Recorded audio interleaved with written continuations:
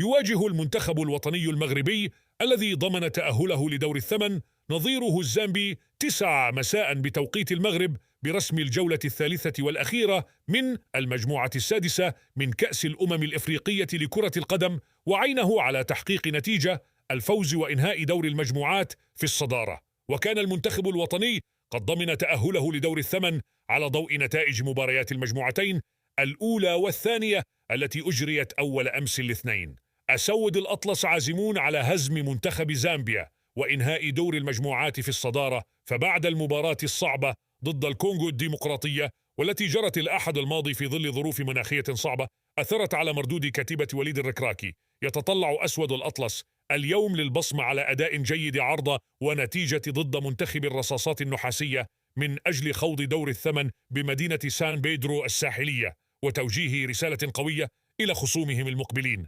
ويتعين على عناصر المنتخب الوطني الذين عانوا على المستوى البدني خلال مباراة الجولة الثانية ضد منتخب الكونغو الديمقراطية التي شكلت اختبارا جديا لهم إعادة تصحيح الهفوات التي اعترت أداءهم. ويدرك زملاء أشرف حكيمي أن الأمور لم تحسم بعد، لأن التفاصيل الصغيرة مهمة والتدبير الجيد لجميع أطوار المباراة أمر مهم في هذا النوع من اللقاءات، كما أشار إلى ذلك الناخب الوطني وليد الركراكي خلال الندوة الصحفية التي عقدها عشية اللقاء الذي سيجرى بملعب لوران بوكو في سان بيدرو. وقال في هذا الصدد: نتلحى دائما بالعقلية نفسها في هذه المسابقة، المفاجآت حاضرة دائما، لن تكون مباراة سهلة لأن زامبيا ستدافع عن حظوظها في التأهل للدور ثمن النهائي، لافتا إلى أنه لا يهم ضد من سنلعب في الدور الثاني، فالأهم هو ضمان الصدارة.